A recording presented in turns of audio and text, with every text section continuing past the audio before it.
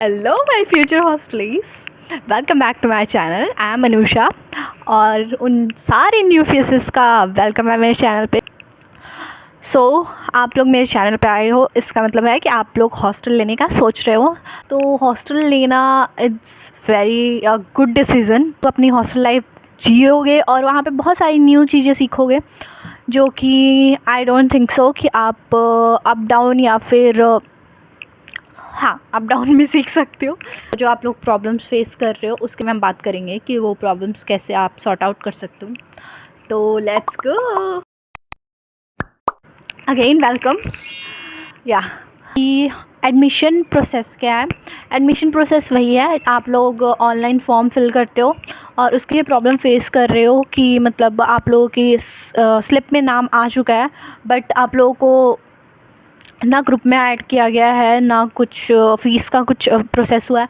तो आप लोग सीधा कॉलेज चले जाओ, वहाँ पे टीचर्स जो एडमिशन काउंसलर्स हैं वो आप लोगों के फ़ीस का सारी प्रॉब्लम सॉल्व कर देंगे। और सेकंड, कुछ बच्चे ये कह रहे हैं कि क्या हम फ़ीस काउंटर पे जाके जमा कर सकते हैं?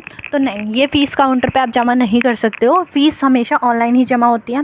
आपकी हॉस्टल फ़ीस हो गई या फिर आपकी कॉलेज फ़ीस हो गई, ये सारी फ़ीसेस आप ऑनलाइन जमा करोगे। और जो आपकी कॉलेज फ़ीस है वो आपके स्ट्रीम पे डिपेंड करती है कि आपकी स्ट्रीम कौन सी है। मेरी कंप्यूटर साइंस स्ट्रीम थी तो मेरी फ़ीस होती थी 12 टू 13 या 14 के बीच में होती थी।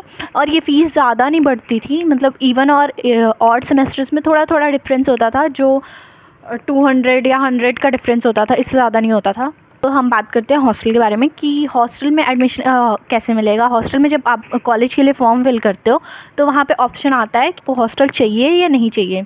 तो वहाँ पे अगर आपने तो क्लिक कर रखा है कि हाँ मुझे हॉस्टल चाहिए, तो अगर आपकी परसेंटेज होगी, परसेंटेज आई मीन बहुत बच्चे अप्लाई करते हैं हॉस्टल के लिए, तो उसमें से जिसकी हाई परसेंटेज होती है उस बेसिस पे हॉस्टल्स मिलते हैं। जैसे मेरे केस में ऐसा हुआ था कि मुझे स्टार्टिंग में हॉस्टल नहीं मिला था क्योंकि जिस लड़की को हॉस्टल मिला था उसका 2% ज़्यादा था मेरे से, बट उसने हॉस्टल छोड़ दिया तो वो सीट मुझे मिल गई थी। तो ये प्रॉब्लम्स होती हैं क्योंकि हॉस्टल में भी सीट्स कम होती हैं तो नहीं मिलता है हॉस्टल। बट आप टीचर्स से बात करके उनसे रिक्वेस्ट करके भी ट्राई कर सकते हो, हॉस्टल मिल जाता है। इतना मतलब प्रॉब्लम वाली बात नहीं है कि हॉस्टल नहीं मिलेगा, मिल जाता है।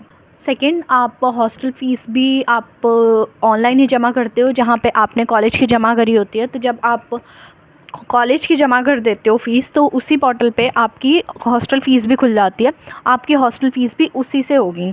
और सेकंड, जो आपकी मेस फ़ीस होती है, मेस जो कॉलेज में ऑफिस है वहाँ पे होती है जमा। एंड फर्स्ट सेमेस्टर में आपकी 6000 होगी क्योंकि सिक्योरिटी जाती है, और जब आप हॉस्टल लीव करोगे तो आपकी सिक्योरिटी वापस मिल जाती है आपको, जो कि आई थिंक 2000 समथिंग होती है, जो कि आपको रिटर्न मिल जाती है जब आप कॉलेज छोड़ोगे। अब बात करते हैं हॉस्टल में आपको क्या क्या प्रॉब्लम्स हो सकती हैं जिसके लिए आपको प्रिपेयर होके जाना चाहिए।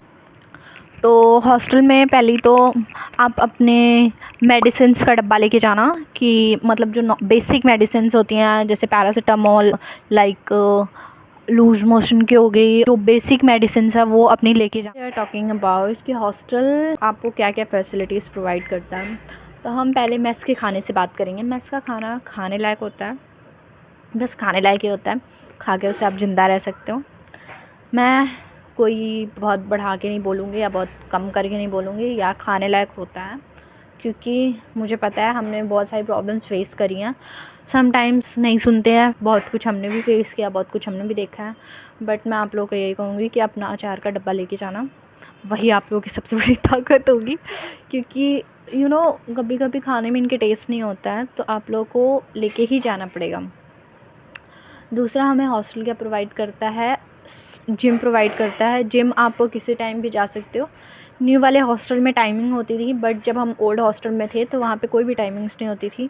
तो ये चीज़ आप लोगों को खुद पता लगेगी, क्योंकि जब आप हॉस्टल ज्वाइन करते हो तो वहाँ पे आपके एचआर्स बनते हैं, वाइस एचआर्स बनते हैं, तो उस टाइम पे सारी चीज़ें ये चीज़ें डिसाइड होती है कि अगर टाइमिंग्स रखनी है तो फिर काउंसिल मेंबर्स बनते हैं, उनको काम डिवाइड कर दिया जाता है। तो ये चीज़ें वहाँ पे आपको जाने के बाद पता लगेंगी।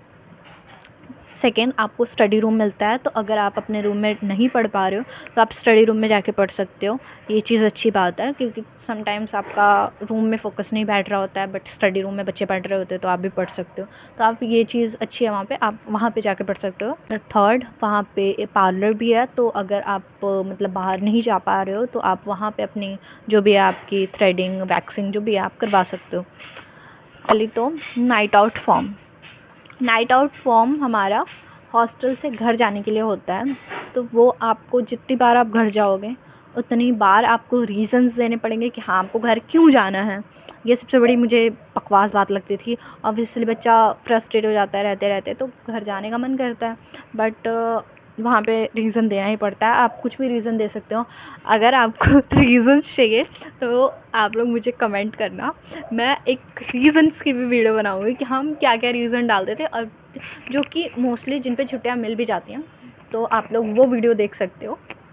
Okay, night out form card मिलेगा आपका, जो हॉस्टल कार्ड होता है उसको संभाल के रखना है, क्योंकि फ़ाइन लग जाता है। तो अपना अपना कार्ड संभाल के रखना बिल्कुल। गाइस, हम इस वीडियो को यहीं रैप अप करते हैं, क्योंकि जो भी आपकी प्रॉब्लम्स थी मोस्टली मैंने डिस्कस कर ली हैं। और अगर आप चाहते हो कि हॉस्टल में क्या क्या लेके जाना चाहिए, क्या क्या नेसेसरी होती हैं चीज़ें और क्या क्या नहीं लेके जाना चाहिए, उस चीज़ पे भी मैं वीडियो बनाऊँ, तो प्लीज़ कमेंट करना, क्योंकि रिप्लाई करना थोड़ा सा डिफ़िकल्ट हो जाता है सबको कि एक एक चीज़ बताना है, क्या क्या लेके जाना चाहिए, क्या क्या नहीं लेके जाना चाहिए। तो मैं उस पे एक अलग से वीडियो बना दूँगी, क्योंकि जो जो नेसेसरी होती हैं चीज़ें वो वहाँ पे जाके समझ आती हैं कि हाँ हमें ये भी लेके आना चाहिए। मैं सजेस्ट करूँगी कि मैं आप लोग कमेंट करना ज़्यादा से ज़्यादा, ताकि मैं उस पर वीडियो फटाफट से ला सकूँ। Okay guys, that's all for today's video. Don't forget to subscribe. Bye bye.